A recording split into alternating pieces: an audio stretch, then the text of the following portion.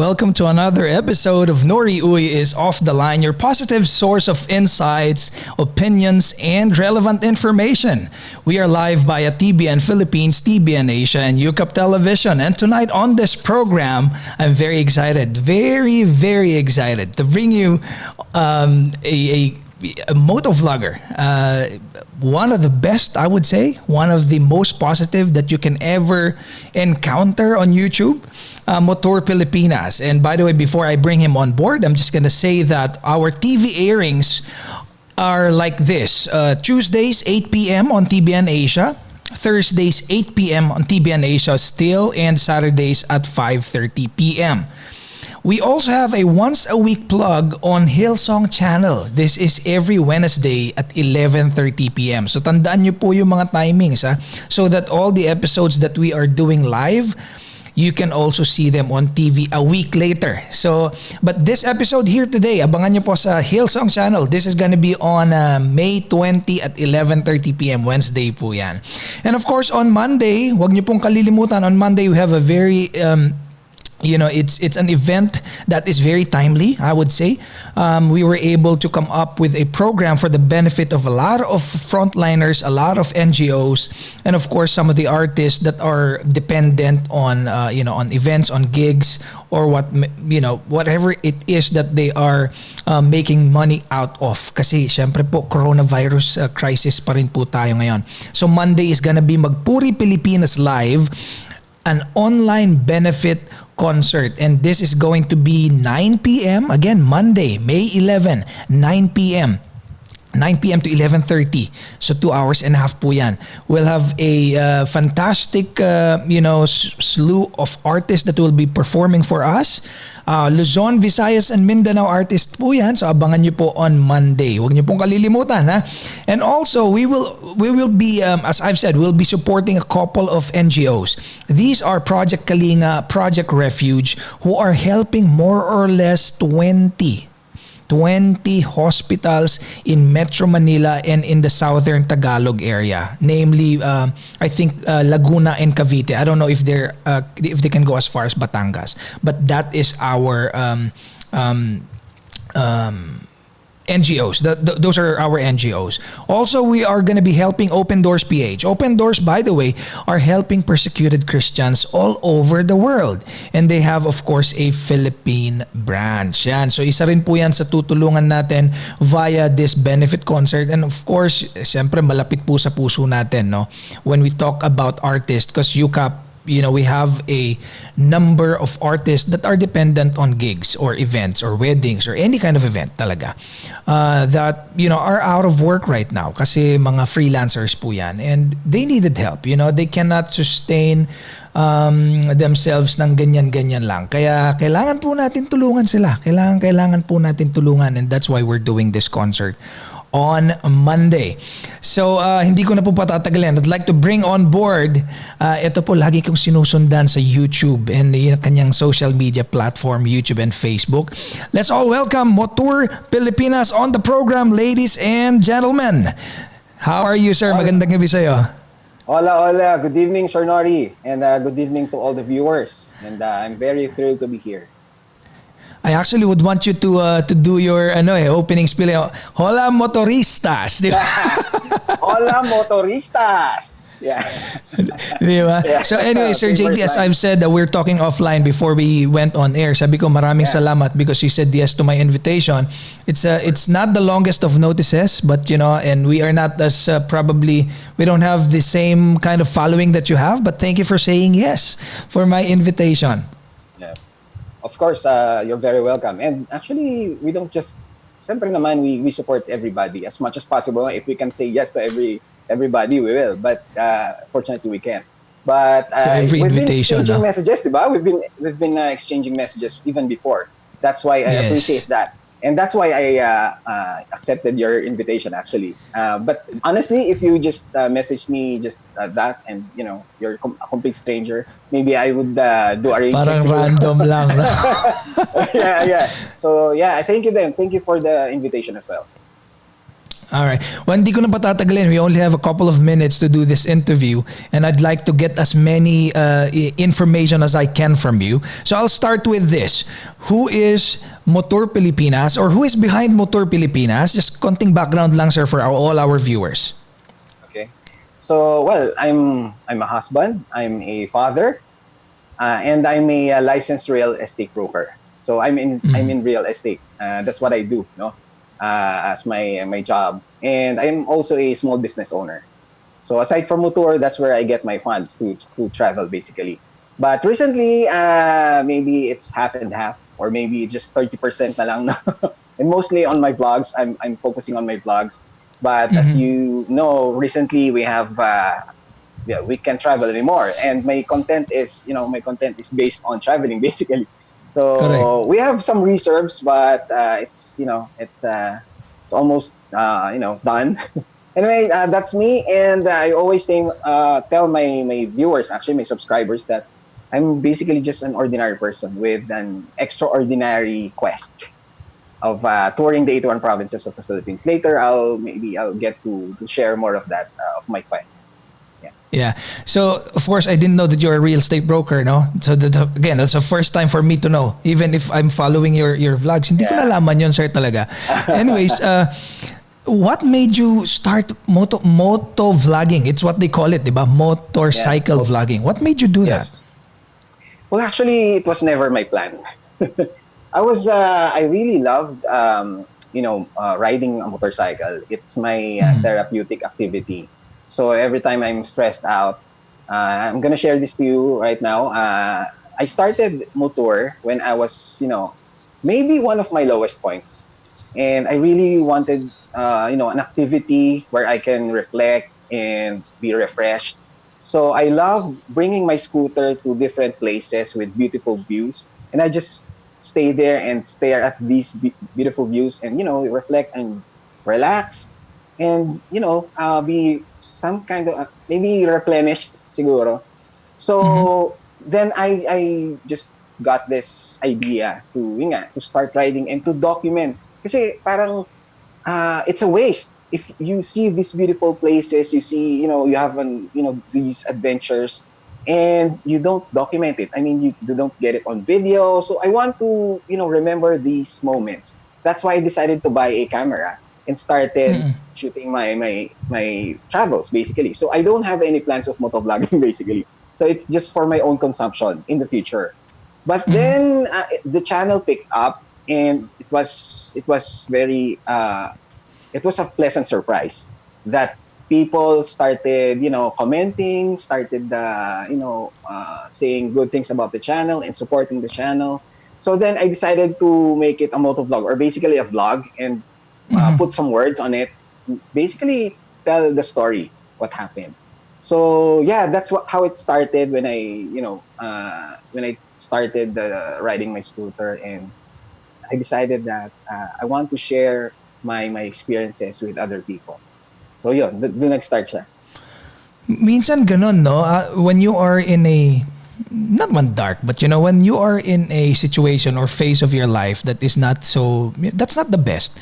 Brilliant ideas arise, Yes. Parang Diyos lang yan, sir, God's I agree. light shines brightest in our darkest moments. So, Yes.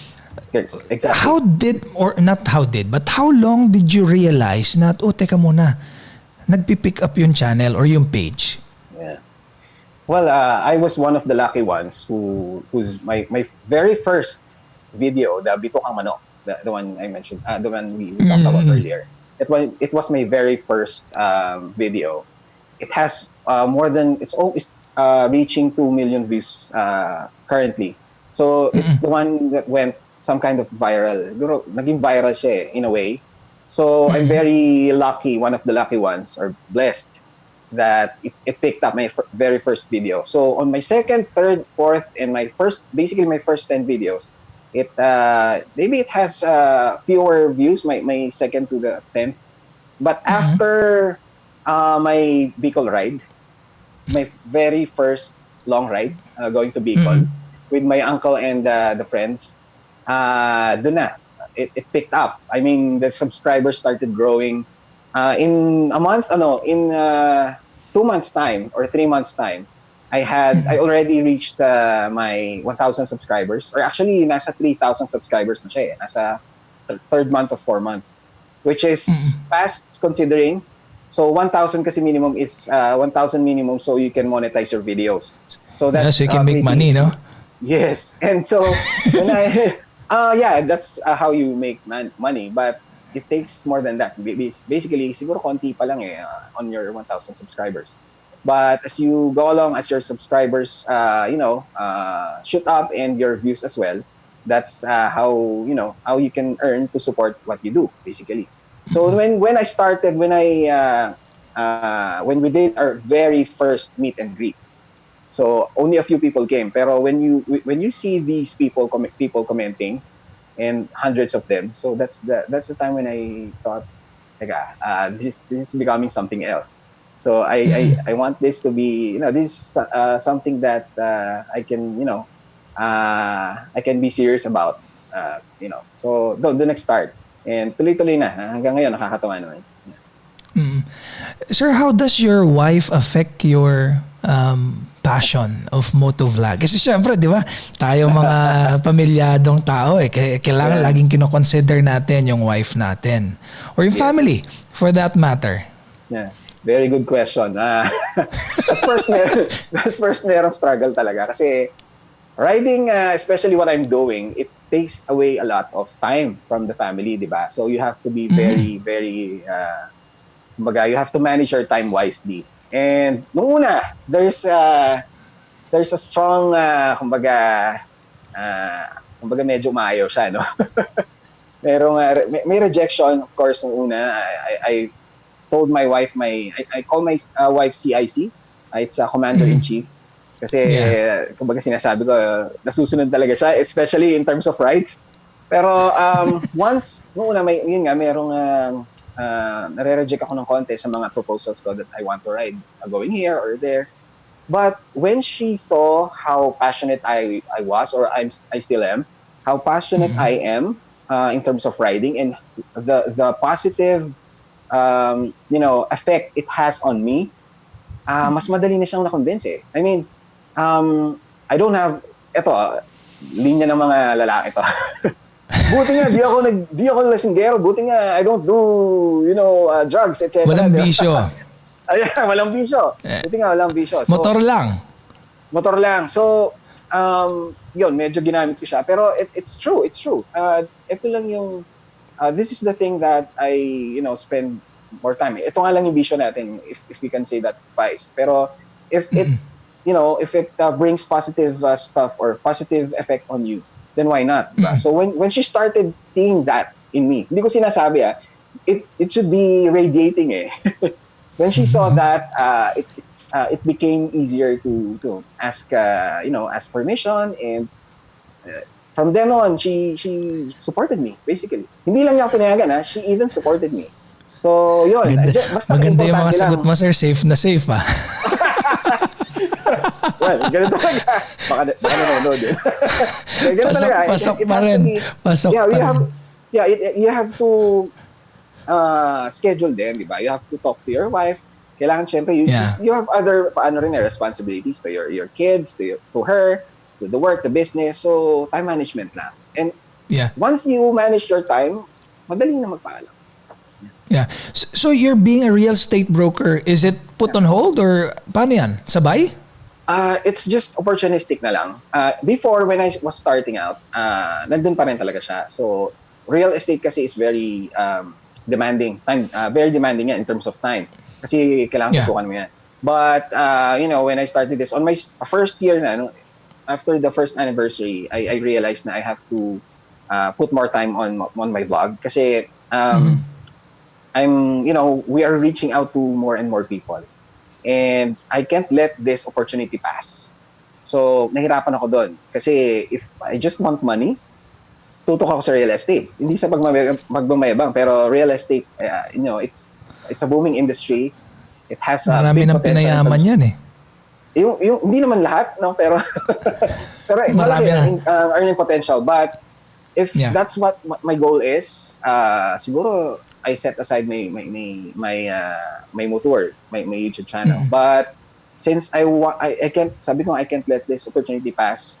I'm touching more lives here, and I want to make a positive impact on their lives. So, yun na, I set more time. So, opportunistic na lang ako sa real estate. So, if there are projects, there are properties that want to be sold, yun na lang. I take on them and I pass them on to some agents. Kasi pag broker ka, you have agents under you that, mostly sell them, and I just make the negotiations and all. So, right now, it's just, again, opportunistic. So, if there's a project that comes in, then I'll accept it. But I'm not that aggressive anymore. I'm in the field. You get more projects. You get accredited to this developer and all. So, but mostly, I think it would be around 70%, 60 to 70% on Motour Pilipinas. And then, for 20-30% on my real estate.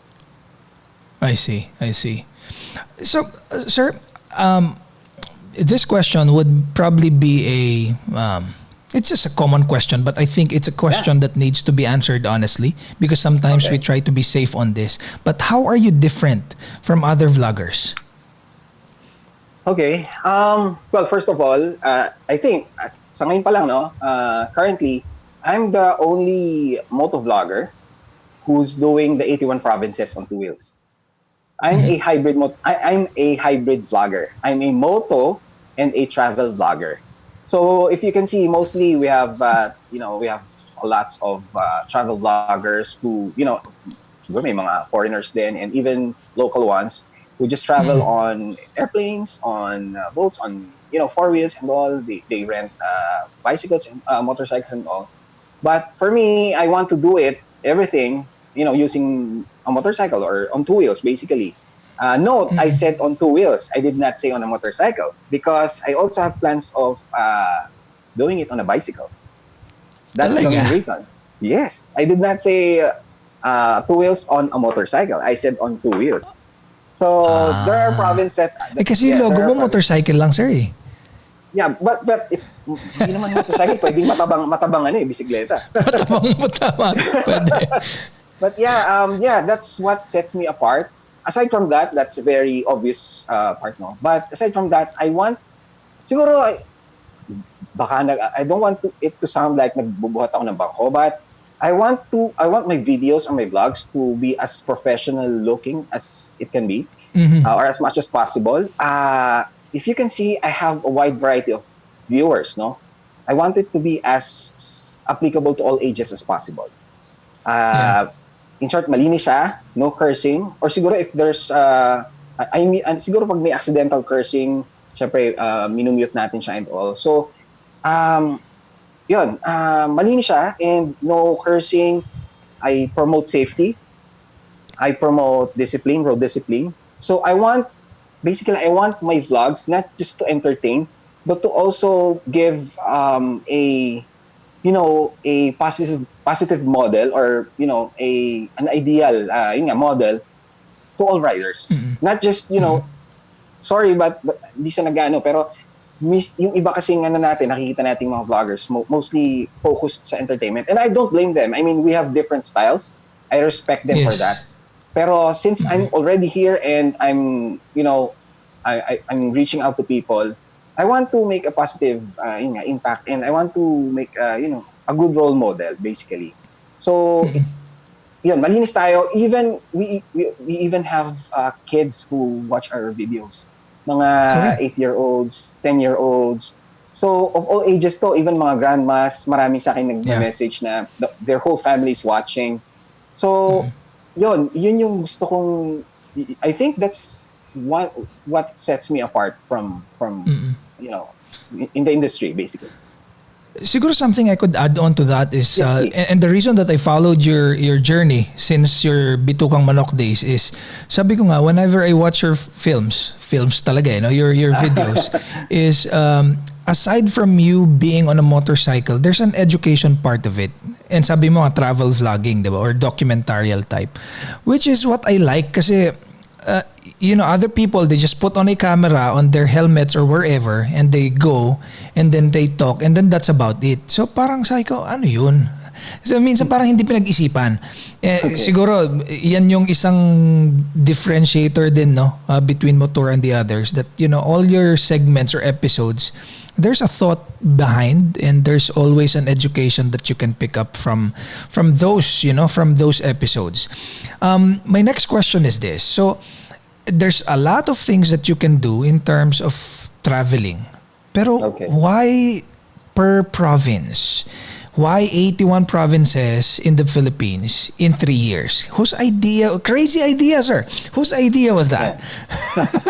Yes. Well, first of all, it's gonna be harder siguro kung 7,107 islands of the Philippines, diba? Anyway, well, 81 provinces quests are not, not that original. It did not come from me. I have this, I was inspired by this blogger, no? This is, I've already mentioned this to my previous vlogs. I don't know, Cara Santos, I don't know if you're familiar with her. She's a travel blogger, and she's also an enthusiast of motorcycles. So, when I started, di ba kwento kanina, I started looking for destinations where I want to, relax and just ride, basically. I found this blog, her blog, which is travelingup.com. And then I looked for destinations there. So I saw Marilaki and all. And she has this itineraries as well. So she reviews restaurants, she reviews, beautiful sceneries and all. So I tried to follow her itinerary. And that's where and then I stumbled upon her quest. She also has a quest of 81 provinces. But not on two wheels. The usual traveling by air and by land and all.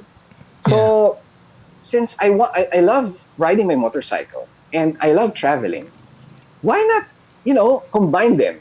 I mean, it's when you hear it the first time, it's going to be really, really crazy. I mean, man, you're in the Philippines and two wheels. It's okay if you just ride 100 kilometers going to Marilaki maybe, or going wherever, ride there on a weekend. But that's it. But touring all the provinces in the Philippines, including Mindanao area, which is really, really far, that's a crazy idea. And that's what I loved about it, the crazy idea. So I needed something that, something very extreme, something that's, for most people, is not possible. So that's what, made it very attractive to me. So yeah, that's the reason why I want a very, I want a challenge. I want that challenge. And how is your progress so far? So far, if you can see at my back, here. This is my progress map. So we have almost everything. Yeah, we have almost everything. We have recently toured Palawan. The only provinces remaining are Batanes here on the northernmost part, the Philippines, and we have southern Leyte. We have southern Leyte and the entire Mindanao area. So we have 53 provinces. That doesn't sound like it's just more than half. You mean 53 left or 53 covered? No, 53 covered out of 81. Okay. That's more than halfway, but since we are only touring, just one huge island, it's gonna be a lot faster. Yeah, Mindanao is pretty easy. Yeah, easier maybe. It's not really easy, but it's easier than most of the islands because we're an archipelago. That's one of the most challenging part of my tour. You have to hop on different islands. Yeah. So yeah. All right. So far. What's your plan? Kasi now we are under quarantine, and some parts of Mindanao also, they're under quarantine, and obviously the target is now gonna be a moving target. So how do you see this progressing? Yeah, it's gonna be really it's very unfortunate for us. Actually, not just me, for everybody's affected here. But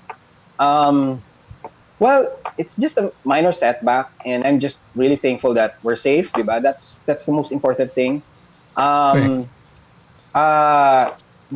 yung the content that we'll be providing during the lockdown period or the quarantine period will be mostly on tutorials and mostly information about my past travels. Like for example, there are people who want to get more details, or like they don't want the vlog format. They want it to Mhm. be like an informative Behind the format. Like scenes.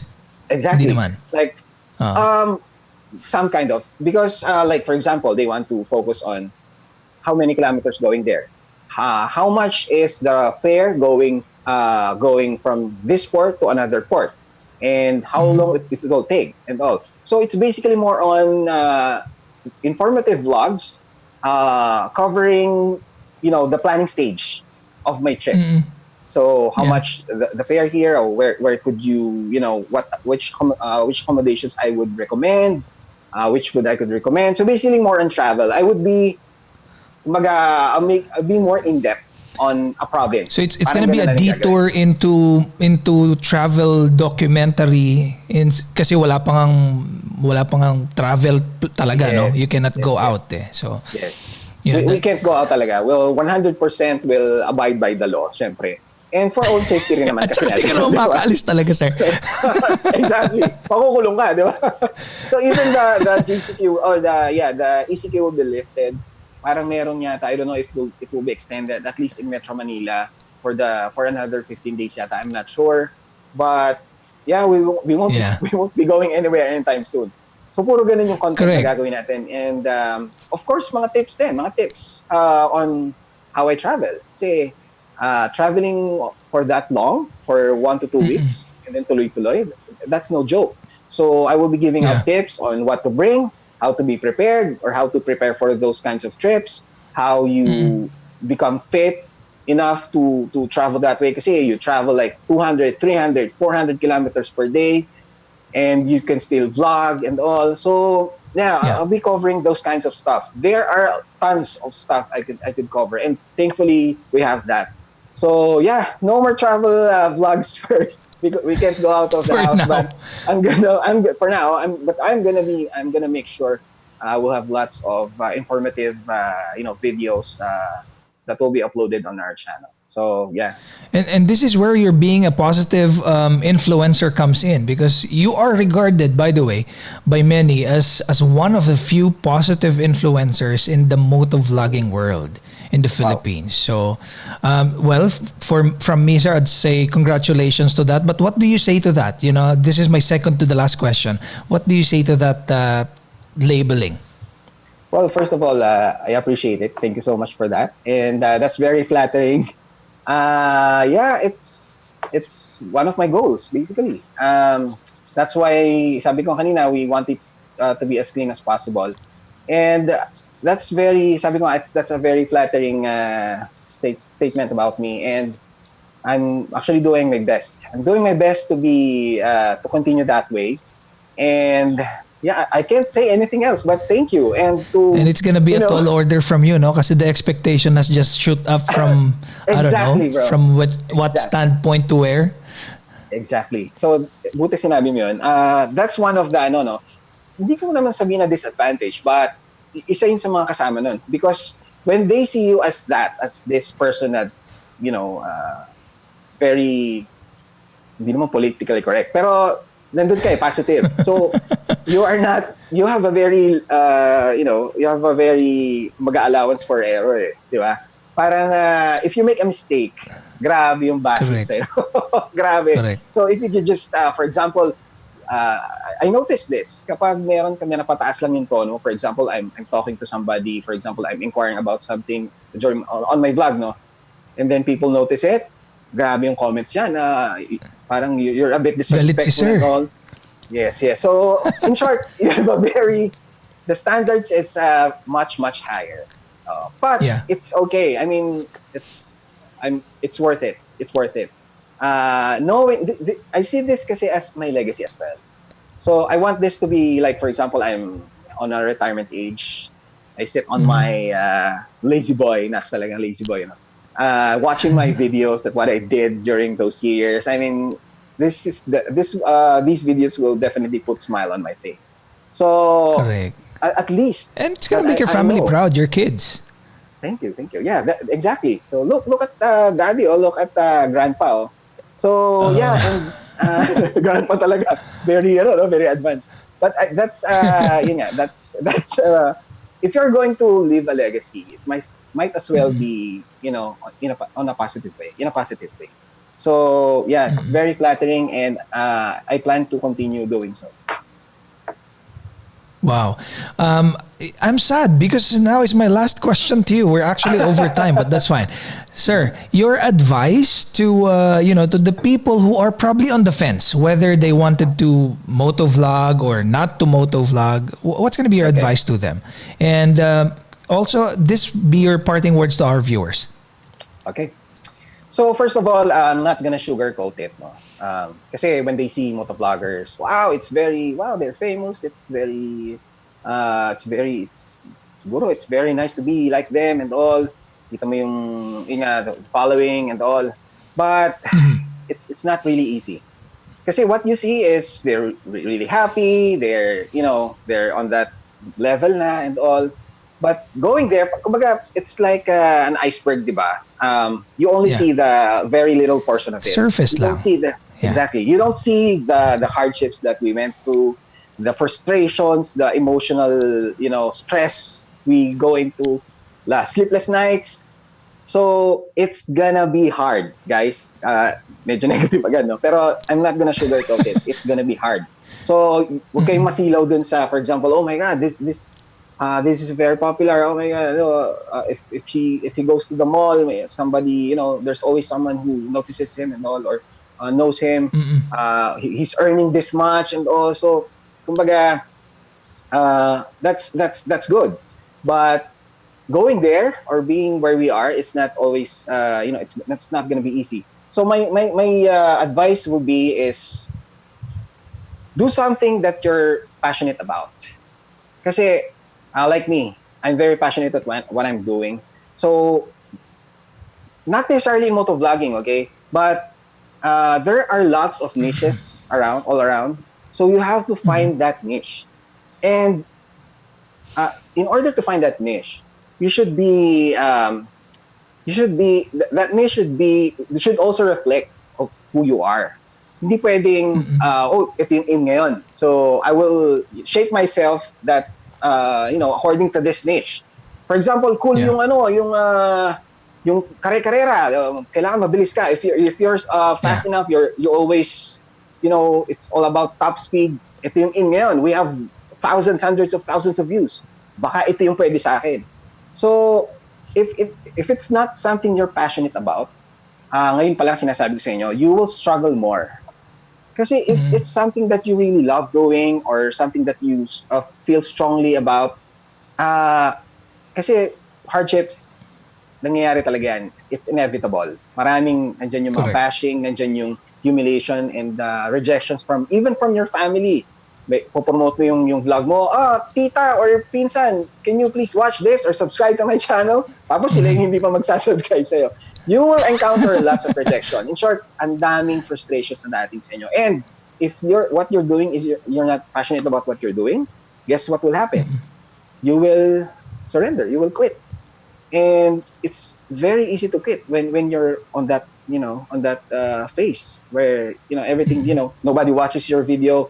You spent 1 month preparing for this video and then shooting and editing and all. And then when you put it out there, you see 6 views, 7 views, so marami kayong pagdadaan na ganon. So my tip is do something that you're passionate about. Kasi if you're passionate about that, you can't stop talking about it and everything will just come naturally.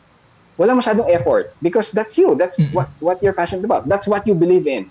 So find that thing, find that stuff or find that niche, find that topic. Kung motovlogging yan, sure. Sa akin, travel. That's my niche. Traveling with information, ba? Sabi mo, sir, kanina, make to a point na informative siya because when I watch it in the future, I want to be informed as well.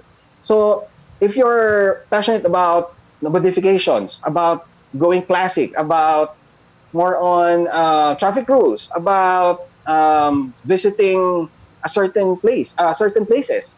So, if you're passionate about that, if you love doing those, then dun ka mag-focus. And second tip ko is, siguro, sabi ko nga, the best camera that you can use is the one you have right now. So you don't have to initially spend hundreds of thousands pesos on gadgets. But eventually you'll get there. But in order to start, your camera phone would do. And the hardest step to take is the first step. Parang, how do I vlog? Don't overthink it. Don't overplan. Just do it. Do it, do it, do it. And for example, after 10 vlogs, even if, they suck, eventually you will get better and better. That's what it happens. It's not like you plan for it and then you make this vlog and then it's perfect already. No, you just do it and do it and do it until you get, to the point that you do better. And what else? Lastly, when you do that, I'm certain that, I'm not sure where you will get, but I'm sure you will produce quality videos. I'm sure of that. You're passionate about it. You work hard for it. Definitely you will create videos about great videos or great content about it. Now, when you reach that level, this is my third and last advice. Stay grounded. No? Be humble. Always look at how you started and why. Correct. Why you started in the first place. So always be grounded. And dami yun, wag mo makalimutan the people that helped you when you were still a small, for me, for a small YouTuber. So you should always be grateful for them and don't, lose track. And most of all, commit what you're doing to the Lord. Kasi, share ko lang, no, yung, quote natin is Proverbs 13:6. 16:3. It's commit to the Lord, whatever you do, and He will establish plans for you. So ako nung nagmumuni-muni ako, sabi ko, Lord, ikaw na bahala. Sabi ko kanina, I was at my lowest point, one of my lowest points, and I don't know, how this will go. So sabi ko, Lord, ikaw na bahala. I will do this. So kaya nga I'm very happy to be sharing this to you guys because I feel that God also wants me to. This is how God wants me to share to you guys, and it's your purpose. Exactly, bro. So this is how He wants me to use as a tool to reach out to you guys, and if you're if you're experiencing the same thing as mine when I was really really low, especially nowadays during this lockdown, a lot of you guys will be feeling down. And it's really, really very depressing times. Just stick to God, commit whatever you do, and He has plans. I mean, I never thought I'd be speaking here. I'd be having hundreds of thousands of subscribers, and I never thought that I'd be traveling to different places. So just commit everything to Him, and He will set up the plan. You will be just pleasantly surprised. So yeah. Wow, thank you very much, sir, for a very enlightening discussion, guys. Passion, purpose, and stay grounded. Again, it's a wonderful episode. First of all, thank you, sir, again for this interview. I hope this is not the last one. This is going to be the first Definitely. of many. Yep.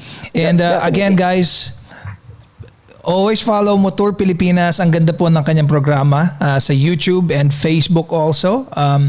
And again, be safe all the time. Pray always kasi nandyan lang naman po ang Diyos para tulungan po tayo, gabayan tayo in all our dealings. This is your host, Nori Uy. Until the next episode of Nori Uy is Off the Line. Ingat po kayo. Be safe. Stay home.